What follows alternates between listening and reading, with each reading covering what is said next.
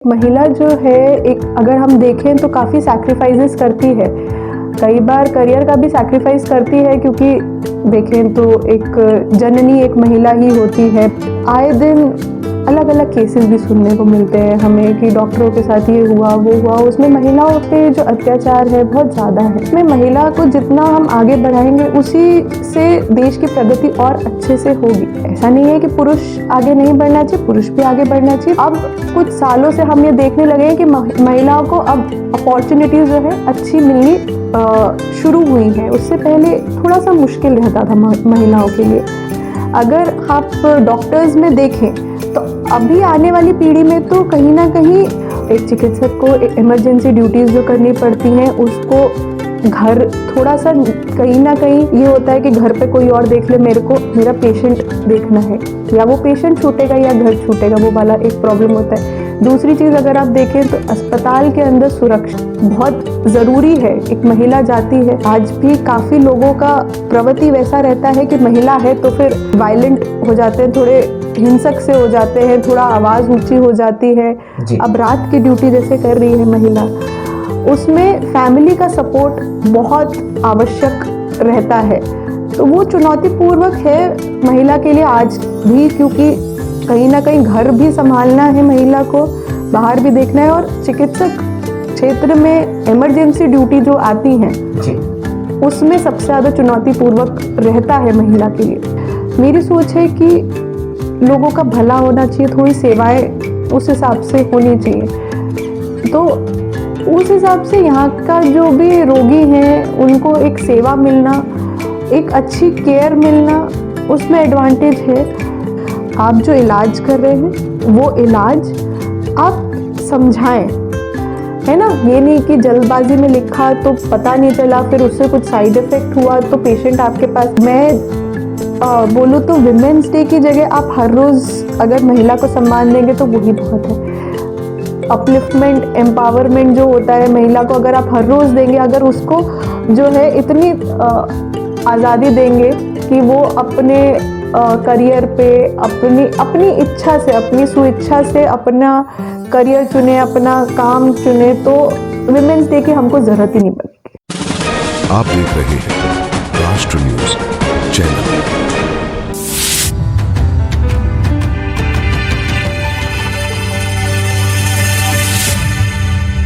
दोस्तों नमस्कार, आप देखना शुरू कर चुके हैं राष्ट्र न्यूज, और नारी शक्ति के 9 किरदार में आज हमारे साथ में जाने माने गायनेकोलॉजिस्ट डॉक्टर अरुण गुप्ता जी के फैमिली से डॉक्टर सृष्टि अग्रवाल हमारे साथ जुड़ेंगे। और देखिए, जिस तरह से मेडिकल प्रोफेशन में लगातार बदलाव देखे जा रहे हैं, बड़ी चुनौतियां आ रही है, इसके बाद में यंगस्टर्स इस प्रोफेशन को अपना रहे हैं। ये बेहद चुनौतीपूर्ण होता है कि एक चिकित्सक को अपनी सामाजिक सेवाओं के साथ साथ पारिवारिक पृष्ठभूमि को साथ लेकर चलना होता है, और ऐसे में अहम ड्यूटी हो जाती है अपने प्रोफेशन की। तो ऐसे में ये बतौर एक चिकित्सक अपनी सेवाएं समाज में देते हैं और अपने उस ड्यूटी को ताउम्र निभाते हैं, जिसकी ज़रूरत इस देश को भी होती है। लेकिन एक चिकित्सक का जीवन कैसा होता है? एक महिला चिकित्सक कितनी चुनौतियों के बावजूद समाज में लगातार अपनी सर्विसेज को लेकर, अपनी ड्यूटीज को लेकर तत्पर रहती हैं, ये तमाम बातें जानेंगे। अंतर्राष्ट्रीय महिला दिवस का ये मौका है, लेकिन महिलाओं को मेडिकल प्रोफेशन में कितनी चुनौतियों के बाद अपनी सेवाओं का मौका मिल रहा है, या कितना प्लेटफॉर्म अभी तक मिल पा रहा है, बातें की जा रही है, लेकिन परसेंटेज को यदि हम कैलकुलेशन या करें तो कितना परसेंटेज यहाँ सटीक बैठता है, ये सभी बातें जानेंगे। डॉक्टर सृष्टि अग्रवाल जो कि जाने माने डर्मेटोलॉजिस्ट हैं, और अभी अभी आपने मेवाड़ की उस चिकित्सा जगत को भी गहनता से देखना शुरू किया है। क्या कुछ कहते हैं, परिचय से ही शुरुआत करते हैं। सबसे पहले तो नारी शक्ति के 9 किरदार एक सेगमेंट है, और आप ही लोगों के लिए अंतर्राष्ट्रीय महिला दिवस के मौके पर हमने तैयार किया है। इस सीरीज में आज हम आपसे बात करने जा रहे हैं। सबसे पहले परिचय को लेकर क्या कहते हैं आप? जी, मेरा नाम सृष्टि अग्रवाल है और मैं एक डर्मेटोलॉजिस्ट हूँ। मैंने अपना MBBS जो है वो कोल्हापुर से किया था, DY पाटिल कोल्हापुर से, और मैंने अपना ये डर्मेटोलॉजी में MD जो है मैंने अपना निम्स जयपुर से किया।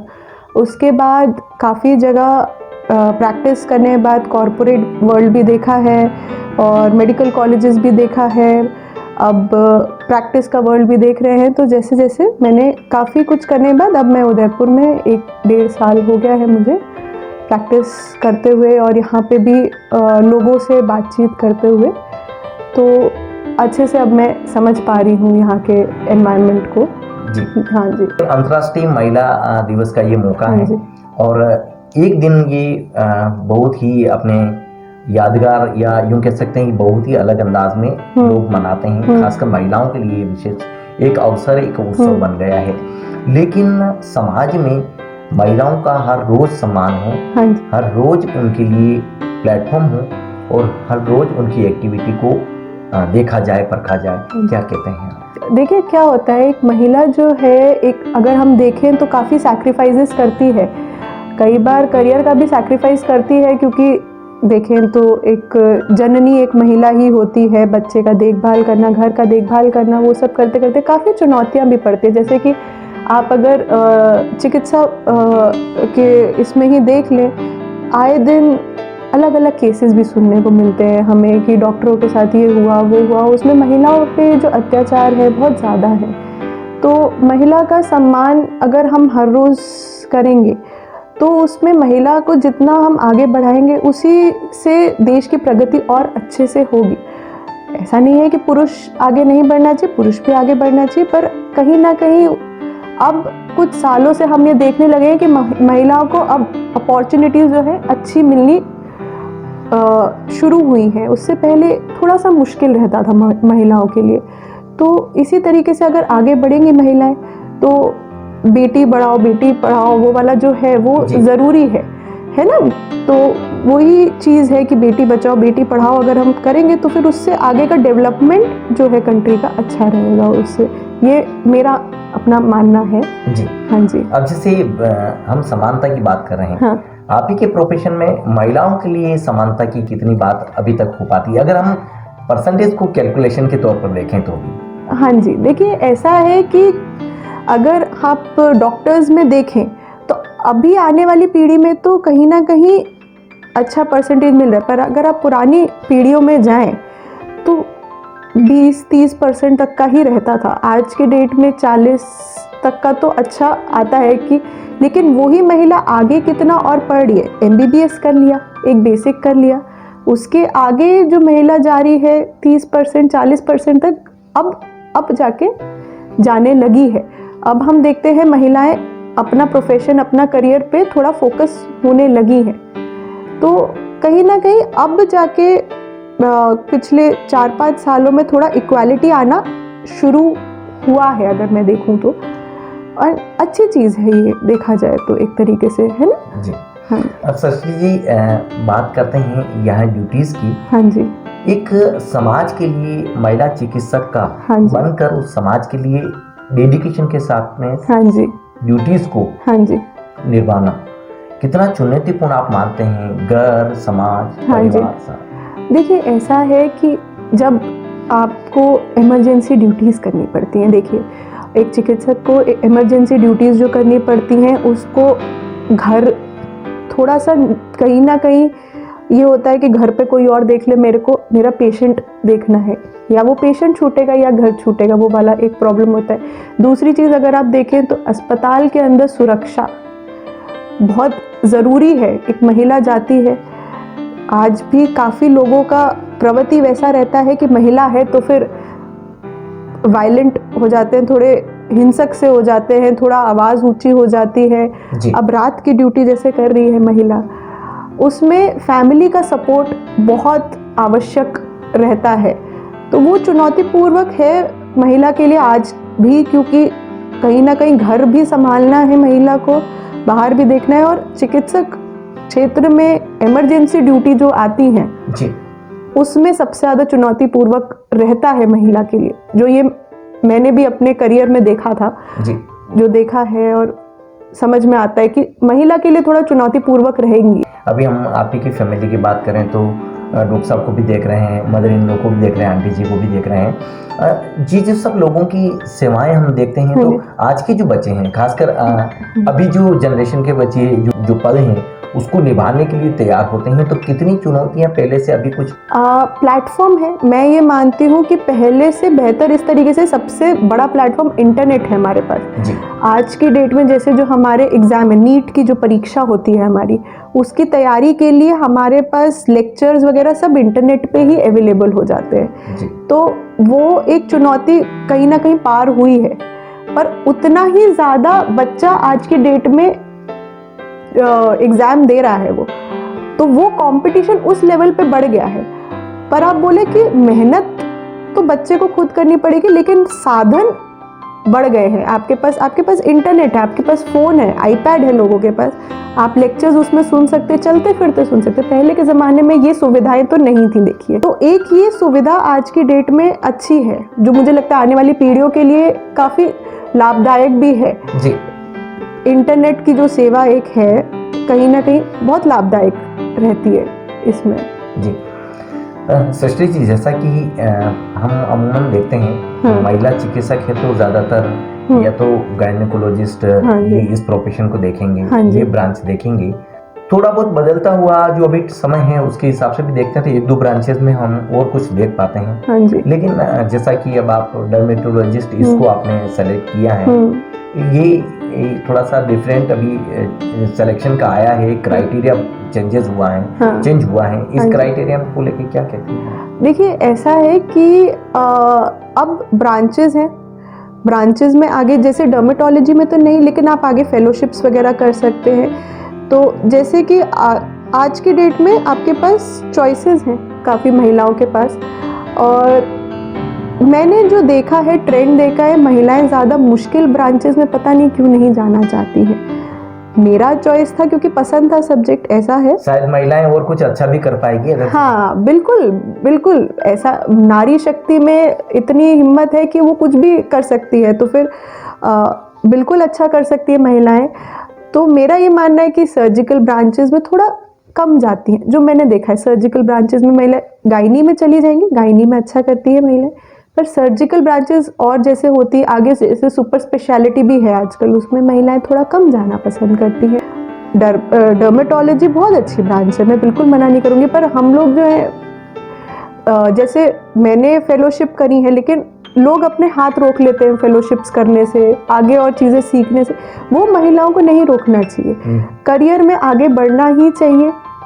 बहुत सारी फील्ड हैं चिकित्सक में, और सब फील्डों में मेरे को लगता है महिलाओं को, जैसे सर्जिकल ब्रांचेस में एक मुझे लगता है कि महिलाएं थोड़ा सा अपना हाथ रोकती हैं, तो वो नहीं होना चाहिए। जैसे इसको और खुल के बात करें, सुपर स्पेशलिटी जो देखते हैं इसमें, चाहे आपका न्यूरो का हुआ, क्या कार्डिक हुआ, चाहे कुछ और एक्स्ट्रा जो ब्रांचेस हैं, मतलब ज्यादातर हम देखते हैं तो कई बार महिला डॉक्टर्स की जो चर्चे हैं, नाम के चर्चे हैं, वो थोड़े बहुत कम देखिए, उसका कारण यही है, इमरजेंसी ज़्यादा है इन ब्रांचेस में।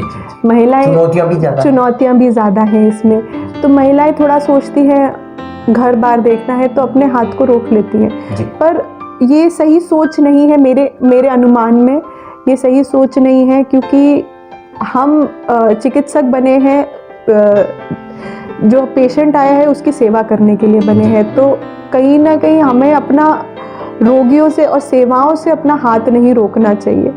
इमरजेंसी भी है तो घर में ठीक है, मदद के लिए फैमिली का सपोर्ट रहता ही है।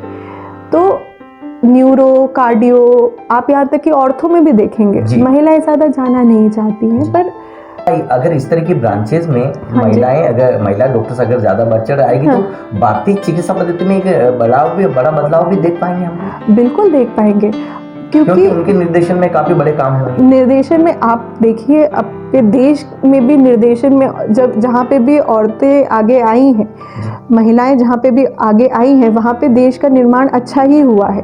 तो अगर, और जो हम कहते हैं अपने मेडिकल फील्ड में कि एक आदमी का पर्सपेक्टिव किसी चीज़ को लेके अलग होता है, औरतों का पर्सपेक्टिव एक चीज़ को लेके अलग होता है, तो एक नए चिकित्सक वर्ल्ड में एक नए पर्सपेक्टिव की भी रिक्वायरमेंट होती है। ट्रीटमेंट वर्ल्ड में भी एक नए पर्सपेक्टिव की भी रिक्वायरमेंट होती है, जो कि कहीं ना कहीं महिलाएं अगर आगे बढ़ेंगी तो एक नया पर्सपेक्टिव आगे आएगा जी।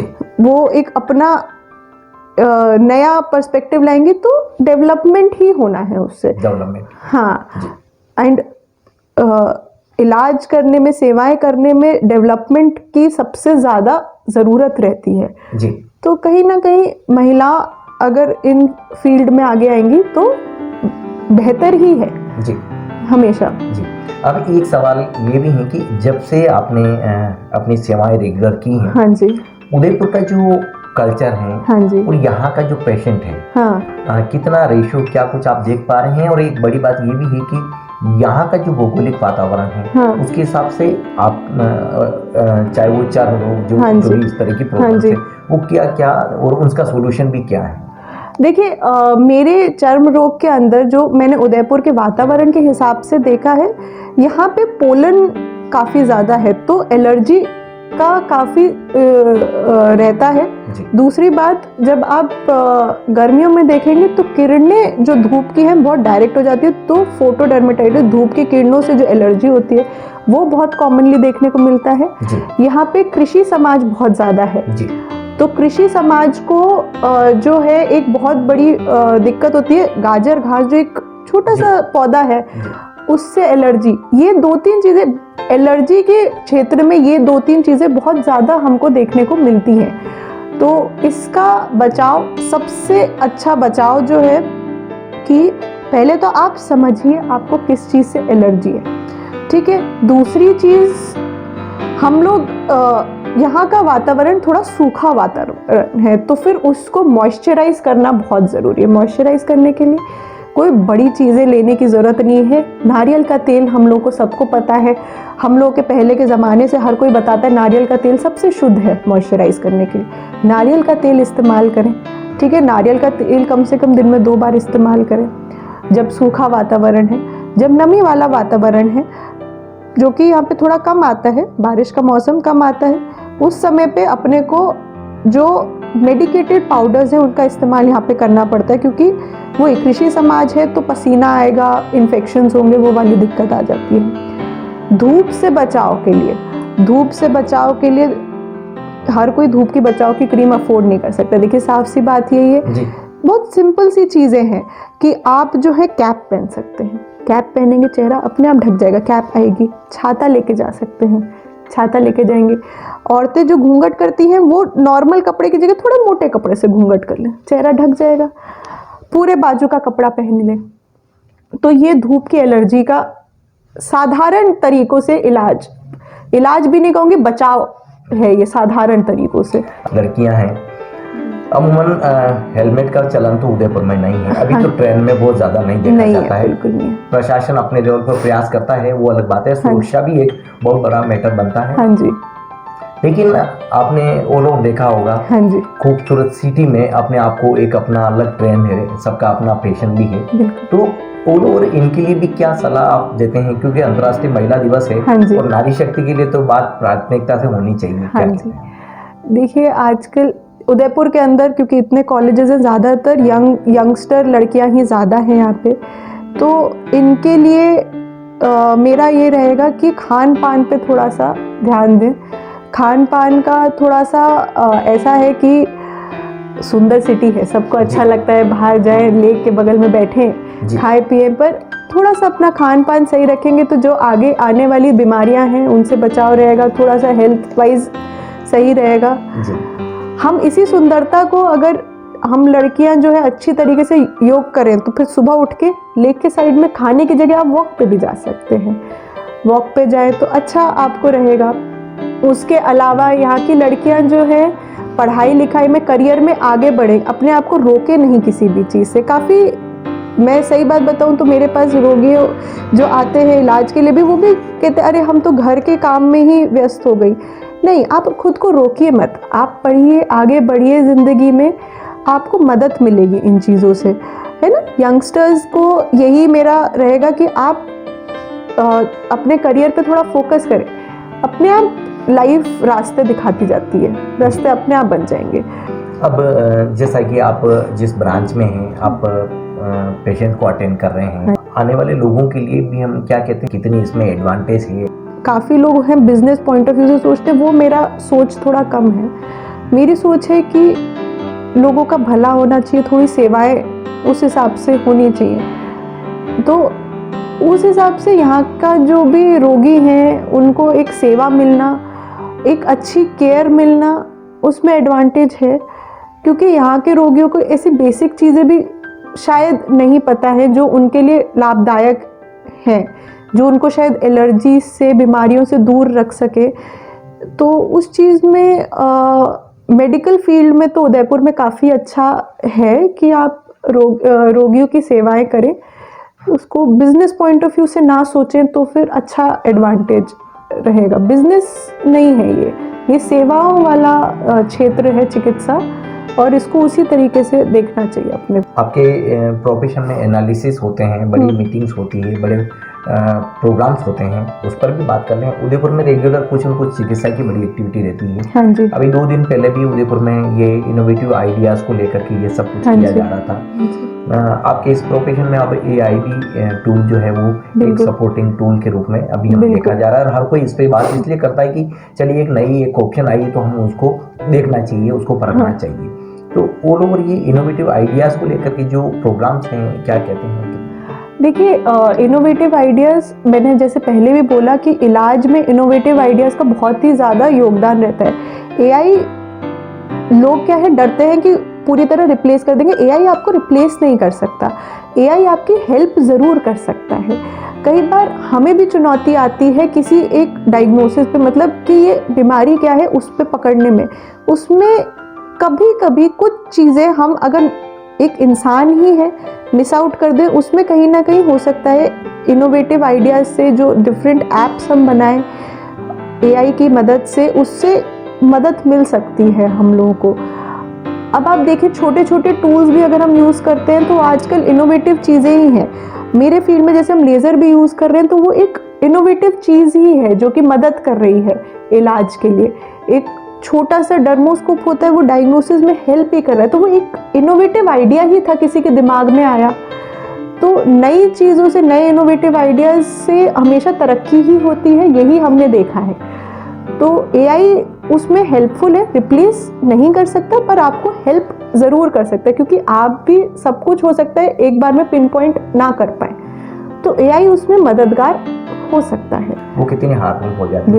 ये इस तरह की आइडियाज आप इस तरह के सोशल कॉजेज आप देखते हैं, कैसा मन में लगता है, क्या खुशी होती है? मुझे बहुत अच्छा लगता है कि जो पूरे समाज है वो एक तरीके से इसमें मिलजुल के एक अच्छे कार्य की तरफ बढ़ रहा है। उसमें कहीं ना कहीं बहुत अच्छा है कि एक्सपायरी डेट की, आप देखिए कितनी नुकसानदायक चीज़ हो सकती है। एक्सपायरी डेट की दवाइयों से एलर्जी भी हो सकती है, वो भी हम देखते हैं।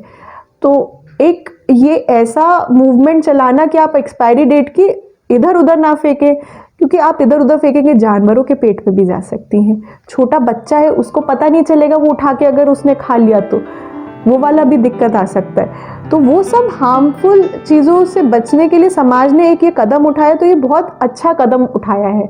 और मैं तो कहूँ केरल ने सब शहर को ऐसा करना चाहिए। हाँ जी। अब थोड़ा सा हम पेशेंट और डॉक्टर्स के बीच की जो रिलेशनशिप है उसको ही बात कर लेते हैं। हाँ जी। समाज में एक पेशेंट डॉक्टर के बिना अधूरा है जी। और वो जीवन चल भी नहीं सकता पेशेंट का जी। तो जब ये एक सेतु का निर्माण यही हमारे समाज में हुआ है, लेकिन कई बार हम शॉर्टकट देख रहे हैं, ब्लेम से, मतलब एक दूसरे के ऊपर आरोप किया, और कई बार ऐसी चीजें हो जाती है जिसकी हम कोई कल्पना नहीं करते हैं। हाँ जी। हम ऑल ओवर समाज में हम देखते हैं। तो आज इस मौके पर आप क्या कहती हैं, और कितने धैर्य की अब हमको आवश्यकता है ताकि हमारी इस रिलेशनशिप को हम और स्ट्रॉन्ग बना सकें? देखिए, इस रिलेशनशिप को स्ट्रॉन्ग बनाने में सबसे इम्पॉर्टेंट चीज़ है ट्रांसपेरेंसी। ट्रांसपेरेंसी मतलब आप जो इलाज कर रहे हैं वो इलाज आप समझाएं, है ना। ये नहीं कि जल्दबाजी में लिखा तो पता नहीं चला, फिर उससे कुछ साइड इफ़ेक्ट हुआ तो पेशेंट आपके पास, आप समझा दें ना, इसमें कोई दिक्कत नहीं है। ये ट्रांसपेरेंसी अगर होगी तो बेटर रिलेशन बनता है हमेशा। पेशेंट भी समझता है कि हाँ, मुझे बताया डॉक्टर साहब ने तो ये हो सकता है, तो कल को ये अगर हुआ मेरे को, क्योंकि हर एक चीज़ का छोटा मोटा साइड इफ़ेक्ट हो ही सकता है। ऐसा नहीं है कि साइड इफ़ेक्ट के बिना है इलाज भी, इलाज में भी साइड इफ़ेक्ट हो सकते हैं, कॉम्प्लिकेशन हो सकते हैं, बिल्कुल हो सकते हैं। पर आप एक ट्रांसपेरेंसी रखेंगे अगर पेशेंट के साथ, तो पेशेंट भी कल को आपकी रिस्पेक्ट ही करेगा उसके अंदर।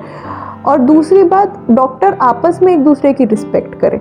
कई बार हमने देखा है कि पेशेंट का कि अरे उस डॉक्टर ने तुमको ये दवाई दे दी, इस वजह से तुमको ये प्रवृत्ति जो है, ये जो नेचर है, इसको थोड़ा सा बंद करना पड़ेगा हमें, क्योंकि कॉम्प्लिकेशन कल को किसी से भी हो सकते हैं, कोई भी कर सकता है। तो ये चीज़ करना, थोड़ा सा एक दूसरे को सपोर्ट करेंगे पेशेंट के सामने, डॉक्टर की बुराई ना करके, क्योंकि पेशेंट फिर यही समझता है कि डॉक्टर एक दूसरे की बुराई कर रहा है, वो गलत नेचर है। पेशेंट को आपके ऊपर ट्रस्ट आपको बिल्ड कराना पड़ेगा, आपको समझाना पड़ेगा, आपको वक्त देना पड़ेगा पेशेंट को कि हाँ इससे ये हो सकता है, पर इतने प्रतिशत लोगों में ही होता है, तो मेरा अनुमान है ऐसा नहीं होगा। आप इतना बोल देंगे, वो पेशेंट सुकून से घर जाएगा। कोई अगर दिक्कत हुई, आपको फ़ोन कॉल आएगा या वो आपके पास आएगा। कम से कम जो हम देखते हैं ना, वायलेंस हो रहा है, मारपीट हो रही, वो शायद कहीं ना कहीं इस लेवल पे कम हो जाएगा। दूसरा, पेशेंट को और उसके रिलेटिव्स को थोड़ा समझना चाहिए कि पेशेंट अगर गंभीर है तो उसमें कॉम्प्लिकेशंस होने के ज़्यादा चांसेस है। तो हमारा जो बेसिक नेचर, गुस्से का नेचर है ना, उसको शांत रख के हमको थोड़ा आगे बढ़ना चाहिए, तो अपने आप रिलेशनशिप अच्छा हो जाएगा। अब नारी शक्ति से रिलेटेड ही बातें हो रही, तो दो बड़े सवाल हैं। हाँ जी। एक तो कॉस्मेटिक जो बदल बदल के लगातार काम में लगे, हाँ आज इस कंपनी, आज उस कंपनी, और प्रोडक्ट कई बार तो हम ऐसे कि नहीं ये समझ में नहीं आया तो हम चेंज कर लेते हैं। और एक दूसरा है खान पान। देखिए क्या है कि कॉस्मेटिक को कम से कम मात्रा में इस्तेमाल में लेना चाहिए। ठीक है, मैं भी समझती हूँ कि कभी हमें फंक्शन में जाना है, कुछ जाना है तो मेकअप कर रहे हैं, ठीक है, समझ में आया, पर डेली रूटीन में ना लें, क्योंकि वो आपकी स्किन को इफेक्ट करेगा ही करेगा। ये ऐसा पॉसिबल ही नहीं है कि वो ना करे, ठीक है। फिर उसके साथ हम, अगर आपका प्रोफेशन ऐसा है कि आपको डेली यूज़ करना पड़ेगा, तो मेरा सजेशन ये रहेगा, एक स्किन डॉक्टर को मिल लें, आपके स्किन टेक्सचर को देख के वो, जिससे कि आपकी मदद कर सके कि आपका स्किन टेक्सचर ऐसा है, तो पहले आप इस चीज़ का लेयर लगा लो, या बहुत सारे हमारे पास होते हैं पदार्थ, मॉइस्चराइज़र अलग अलग किस्म के हैं, सनस्क्रीन अलग अलग किस्म के हैं, जिसको लगाने की वजह से जो हार्मफुल इफेक्ट है ना कॉस्मेटिक के, वो हम अवॉइड कर सकते हैं। थोड़ा सा खान पान के बारे में बता दीजिए आप। नहीं, फास्ट फूड तो डाइट से जितना आप हटा सके उतना हटा दीजिए, क्योंकि फास्ट फूड आपका, इसमें जंक फूड भी आ गया। बिल्कुल जंक फूड आ गया आपका, ये जो बेसिकली बर्गर, पिज्ज़ा, ये सब है। ये सब, पहली बात तो ये सब फ्रोज़न फूड को आप जमा लेते हैं ये लोग रेस्टोरेंट वाले, और फिर उसके बाद उसको तल के दे रहे। पहली बात तो वो चीज़ गलत है, क्योंकि उसमें न्यूट्रिएंट कुछ है नहीं, और बैक्टीरिया भी काफ़ी, कुछ फंगस, बैक्टीरिया, वायरसेस उसमें पनप सकते हैं। वो पनपेंगे तो फिर कीटाणु जब पनपेंगे तो वही आप खा रहे हैं। दूसरी चीज़ जो है, इसमें न्यूट्रिएंट पॉइंट ऑफ व्यू से कुछ है ही नहीं। आपके मायने में अगर हम देखें तो ये महिला दिवस आज भी हम जो मना रहे हैं बड़ी धूमधाम से, कितना आप ओला और देखते हैं, और महिलाओं के लिए वाकई में अब और क्या कुछ करने की ज़रूरत है? मैं बोलूँ तो विमेंस डे की जगह आप हर रोज़ अगर महिला को सम्मान देंगे तो वही बहुत है। अपलिफ्टमेंट, एम्पावरमेंट जो होता है महिला को, अगर आप हर रोज़ देंगे, अगर उसको जो है इतनी आज़ादी देंगे कि वो अपने करियर पे अपनी इच्छा से, अपनी स्वेच्छा से अपना करियर चुने, अपना काम चुने, तो विमेंस डे की हमको ज़रूरत ही नहीं पड़ेगी जी, अगर हम देखें तो। दूसरी बात, विमेंस डे को कहीं ना कहीं एक छुट्टी के तौर पे देख लिया जाता है कि औरतों को आज के दिन छुट्टी मिल गई, ऐसा नहीं। एम्पावरमेंट के तौर से देखिए उनका, जब तक हम एम्पावरमेंट नहीं करेंगे तब तक इस दिवस का कोई मतलब नहीं निकलेगा। ज़्यादा से ज़्यादा लड़कियों को आगे का करियर चुनना चाहिए, पढ़ना चाहिए, और महत्वाकांक्षी होना चाहिए कि हमें आगे बढ़ना है, अपने करियर में बढ़ना है। अत्याचार है, उत्पीड़न है, उन पर रोकथाम हो सके, कानून है, लेकिन कई बार हम देखते हैं कि अवेयरनेस की कमी हो जाती है। इसको लेकर के तो मैं एक चीज़ कहूँगी कि अवेयरनेस घर से शुरू होती है। घर में हमें पुरुषों को और महिलाओं को, दोनों को एजुकेट करना है इन चीज़ों को लेकर। सिर्फ महिलाओं को एजुकेट नहीं करना है कि आपको बच के रहना है, आपको ये एजुकेशन भी देना पड़ेगा पुरुषों को कि आपको ऐसा करना ही नहीं है, अत्याचार करना ही नहीं है, सपोर्ट करना है, ठीक है। हम देखते हैं आजकल एजुकेटेड फैमिलीज़ में ये चीज़ फिर भी देखने को एक बार को मिल जाती है, लेकिन वही चीज़ आप गांव वगैरह में जाएं तो थोड़ा सा अभी है, शहरों में भी है, वो दब जाता है। दूसरी चीज़, महिलाओं को अगर ऐसा कुछ होता है तो उनको तुरंत उस चीज़ का कंप्लेंट करनी चाहिए, उस चीज़ के खिलाफ आवाज़ उठानी चाहिए, जिससे कि और कोई अगर ऐसा सोचता भी है, ऐसा अत्याचार करने का सोचता भी, ऐसा अपराध करने का भी सोचता है, तो उसकी भी हिम्मत टूटनी ज़रूरी है। चाहे डॉक्टर अरुण गुप्ता सर हो, आंटी जी हो, हाँ जी, आपके हस्बैंड हैं, हाँ जी, सभी लोग हम परिवार के लोगों को देखते हैं। उदयपुर के लिए तो शायद ही एक बहुत बड़ा उदाहरण होगा, बहुत बड़ा त्याग होगा यहाँ के शहर के लिए। तो वो लोग, आप क्या कहते हैं, जिस फैमिली से आप बिलोंग करती हैं, एक कितना गर्व होता है एक बेटी की तरह, एक बहू नहीं एक बेटी हैं। तो ये जो सब दर्जा जब आज समाज में हम महिला को देखते हैं इतनी सब बातों के बाद, कैसा महसूस करते हैं? जी, मुझे तो बहुत गर्व महसूस होता है। देखिए, मैंने इतनी चीज़ें बताई, लेकिन मैं शायद यहाँ बैठी भी नहीं होती अगर मुझे सपोर्ट ही नहीं होता। तो मुझे जिस तरीके का सपोर्ट मिला है, बिल्कुल सही कहा आपने, मैं बेटी हूँ इस घर की, तो मुझे जिस तरीके का सपोर्ट मिला है पूरे परिवार से मेरे करियर के लिए, एंड नहीं सिर्फ करियर के लिए, हर एक चीज़ के लिए, तो वो बहुत आवश्यक था जी।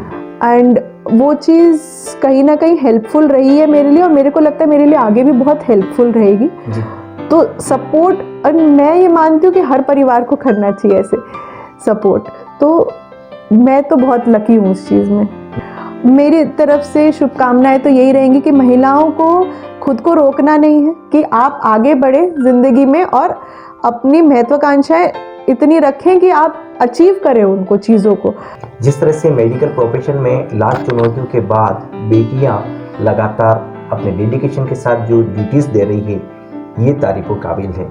और एक बड़ी बात ये भी है कि समानता कितनी अभी तक हम देख पा रहे हैं, इस पर हमें एक बार फिर से सोचने की ज़रूरत है, मंथन करने की ज़रूरत है, तभी समाज में बेटियों के लिए अंतर्राष्ट्रीय महिला दिवस मनाना सार्थक होगा। दोस्तों, ये कंटेंट देखकर आप क्या सोचते हैं? चैनल के कमेंट बॉक्स में अपना रिएक्शन ज़रूर दीजिए। आज आपने कीमती वक्त दिया और बेटियों के लिए बड़ी बातें की, और मेरे ख्याल से मेडिकल प्रोफेशन में तो इतनी बातें हर चीज़ें हो नहीं पाती है।